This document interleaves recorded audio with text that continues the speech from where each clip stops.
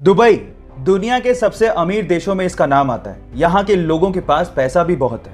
मैं मानता हूँ कि आप पैसों से बहुत कुछ खरीद सकते हैं, लेकिन अच्छी सेहत शायद नहीं। जहाँ एक और दुबई का नाम सबसे अमीर देशों में आता है, वहीं इसी देश का नाम सबसे मोटे लोगों की देशों की सूची में भी ऊपर है।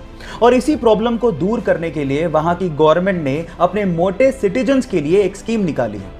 इस स्कीम के मुताबिक अगर कोई मोटा सिटीजन अपना 1 किलोग्राम वजन कम करता है तो गवर्नमेंट की तरफ से उसे 2 ग्राम सोना दिया जाता है। गाइस, क्या आपने कभी नटेला खाया है? मेरा तो नटेला बहुत ज़्यादा फेवरेट है, और अगर आपका भी फेवरेट है तो चलो इसके बारे में एक इंटरेस्टिंग फैक्ट बताता हूँ। नटेला एक्चुअली हेजलनट से बनाया जाता है। नहीं, ये वो फैक्ट नहीं है जो मैं आपको बताना चाहता हूँ।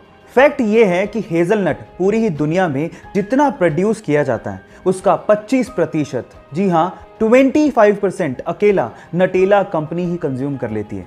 यानी कि पूरी ही दुनिया में नटेला हेजलनट का नंबर 1 कंज्यूमर है। अब इससे आप अंदाजा लगा सकते हो कि नटेला पूरी ही दुनिया में कितने ज्यादा लोगों का फेवरेट होगा। गाइस, आपने लोगों को कंपनी के शेयर खरीदते या फिर बेचते तो देखा होगा, यहां तक तो ठीक था।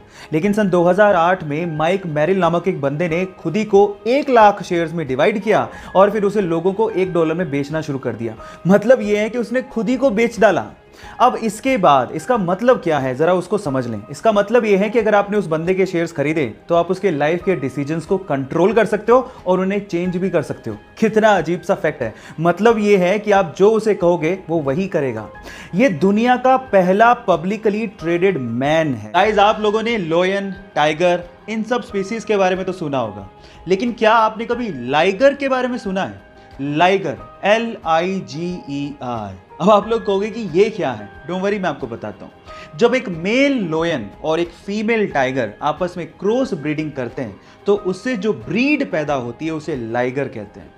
शेर की दहाड़ और चीते की चाल जब आपस में मिक्स होगी तो आप लोग अंदाजा लगा सकते हो कि वो ब्रीड कैसी होगी। टाइगर तो जानते होगे, अब आप लाइगर के बारे में भी जानते हो। गाइस, मान लीजिए कि आप कोई प्रोडक्ट खरीदने जाते हैं और वही प्रोडक्ट एक कंपनी लो प्राइस में बेच रही है और दूसरी कंपनी उसे हाई प्राइस में बेच रही है। और हाई प्राइस को देखने के बाद क्या आप भी ये सोचते हैं कि हाई प्राइस वाला प्रोडक्ट ज़्यादा अच्छी क्वालिटी का होगा?